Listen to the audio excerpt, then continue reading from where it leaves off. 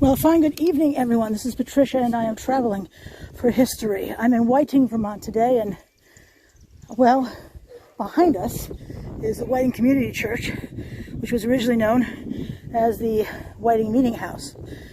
So, I'm going to presume that this is the Whiting Meeting House Cemetery, or the Whiting Community Church Cemetery, but I don't know for sure. I wasn't expecting to find a cemetery, so I haven't done any research on it yet. But once I find something, I'll definitely post it down below and on my website, travelingforhistory.com or travelingforhistory.org. All right, so this unreadable slab right here tells us right here, Revolutionary War soldier Gideon Walker, 1738 to 1793. Marker placed by the Irvine Ranch Chapter, NSDAR, in 2008. DAR is Daughters of the American Revolution. National Society. It's the National Society of the Daughters of the American Revolution. Yay for remembering that. It is starting to spit rain, so that's not good. Well, this is a tree trunk. It's not a great example about why we shouldn't have trees in cemeteries, although they're gorgeous, right? Who doesn't love a tree? I'm one of the first to say I love them. They do a lot of good, but not in a cemetery. I am just going to walk some of this. I see a American flag over here, so I'm certainly drawn to it. Daughters of the American Revolution, 1775.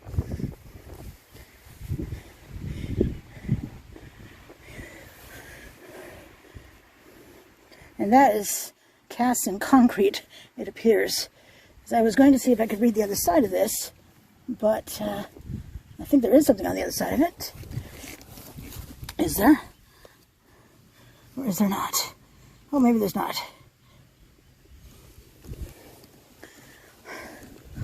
There's a short pillar.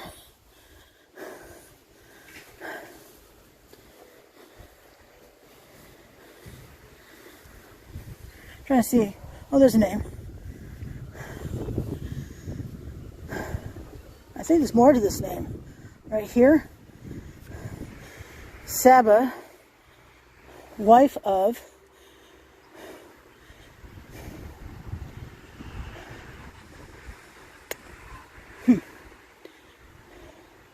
I have no idea. Born August 30, 1816, 1816, and died December 28, 1873, I think that's what that says. Holy cow. If you can make any of that out, I would appreciate knowing what that says.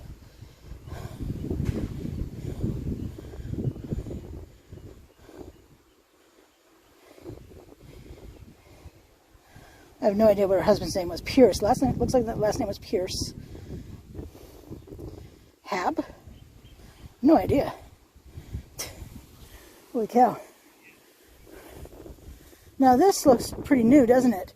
But actually, died March 2, 1923, I think. 66 years. Children of D.K. and N.V. Needham. This is Linus, who died in 1862, age 23. Oh, I wonder if he served during the American Civil War. Henry Sophia Raymond died December 20, 1880, age 28 years. Frank died March, we just talked about Frank. Wow. I would have guessed this much newer than 1923 is the newest.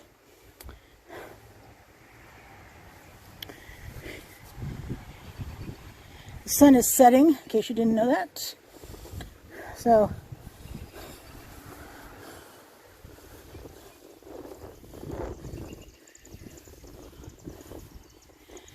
Edson and Horatio.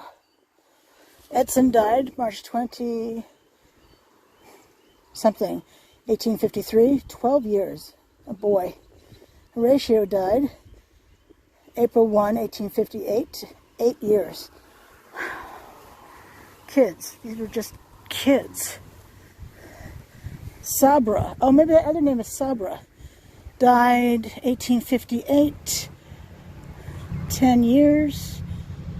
Children of D.B. and N.V. Needham. Needham's right here.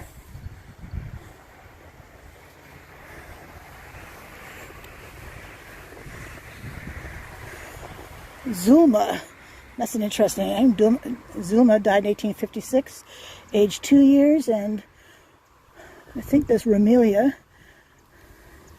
died 1858, 4 years. Oh, these poor parents. It's not like nowadays where these folks would be likely diagnosed with depression and hopefully treated well. But melancholia.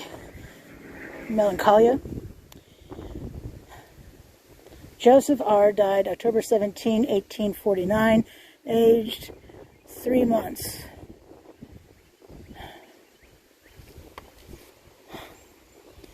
Ouch.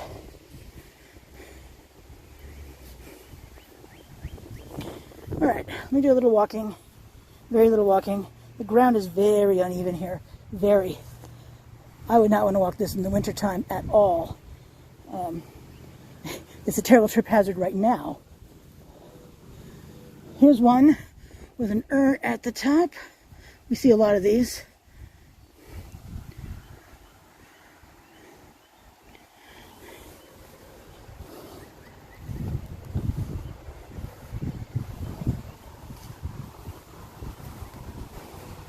Walker's the last name. Died 1875, age 76. And that's this person, whoever, John? Maybe John Walker. And Daniel Walker died September.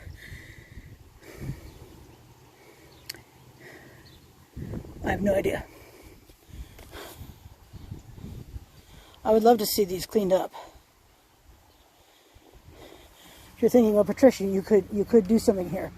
I'm just saying, it could be cleaned up. I would not likely be the one to do that. There's a hole right there. There's a hole right here. I'm guessing these are tree root holes. This, and then that. I mean, we see a tree root right here. That's a big honking root.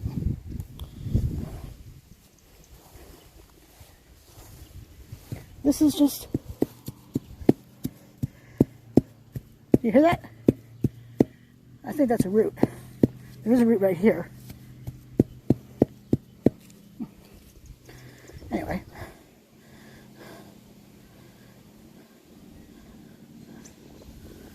This is a huge honking root.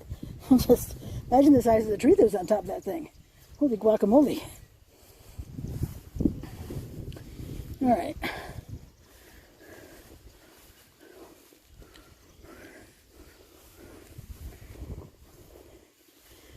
These are all unreadable. Actually, I think they're on the other side. You see we have some headstones down and broken. It's a blooming shame. And I don't know what the Whiting Cemetery Commission or whoever cares for these cemeteries belief is, and what their stance is. In Charlotte, in Chittenden County, their belief is that it's up to the living to care for the dead. So they fix the headstones.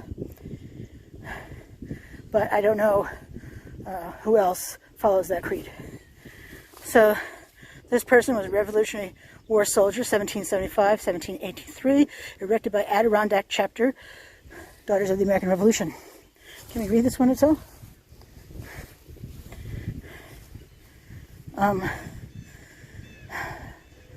No. But maybe here we can.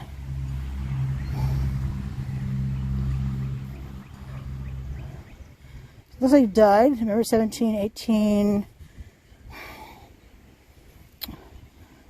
18 something one. Almost looks like 1871. Aged, I think that's 37 years. Gosh, I have no clue. Here we have Lucinda, wife of Hiram Fisk, died March 24, 1850, age 42 years. And what I've noticed with a lot of these headstones, and a friend commented on this as well, is any one of us has heard that people didn't live as long back then. But plenty of people who've lived even up to 100 or even a little older. So this headstone's been fixed. We can see the obvious line right there. Carpenter is the name. Mercy, it says at the top.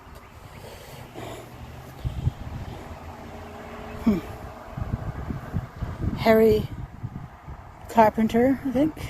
Born April 10, 1810. Died October 31, 1870. So, 60 years old.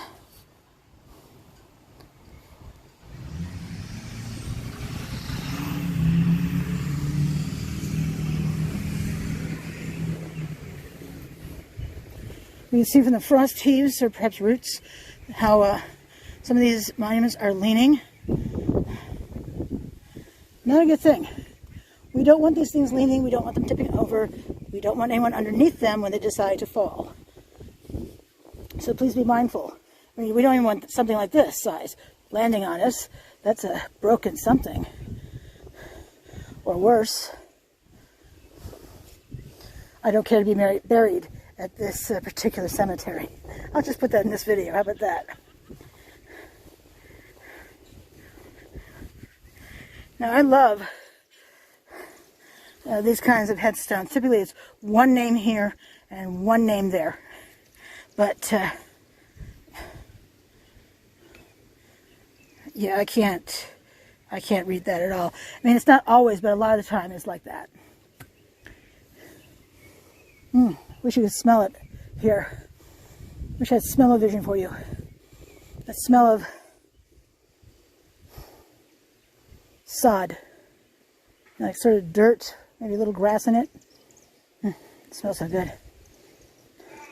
Let's walk to the edge here.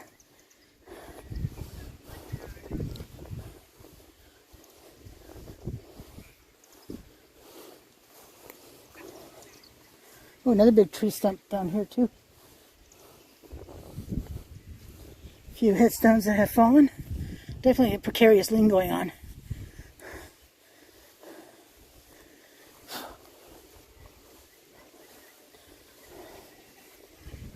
Wow, that one's definitely had a better day.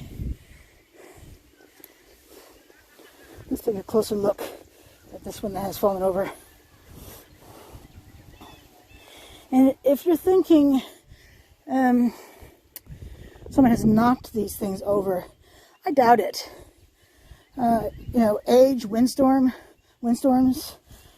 heavy rains, strong, sleet and freezing rain and snow and all that, decade after decade, century after century. And these are thin. These marble headstones are thin. Much thinner than, say, the granite ones. And we can see that it was wedged down here between these two stones. And they came apart, looks like from a frost heave. Or maybe multiple years of frost heaves. So, I think it's just normal wear and tear, if you will. Mother Nature saying, you're not going to stand anymore. And unfortunately, it landed, I think, face down. I can't read anything on there. I don't think this is the writing side. What do you think? All right, well, it's a fairly good sized cemetery, and there are more, looks like more headstones down there too. I think you can see them. Move a little bit to my left.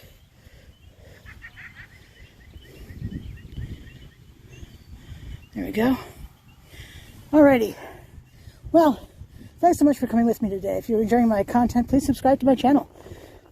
177 and growing every day. So that's fantastic. Thank you so much for subscribing to my channel. I really appreciate it. You can also follow me on Instagram and Facebook, Traveling for History, 1L, of course, in traveling, folks. I'm on Twitter, Traveling for Hi 1. That's Traveling for HI with the numeral 1.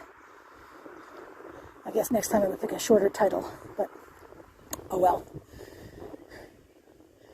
So, again, thank you so much for watching today. Appreciate it. This is Patricia, and I am traveling for history. Until I see you again, you have a great evening. Thanks for watching.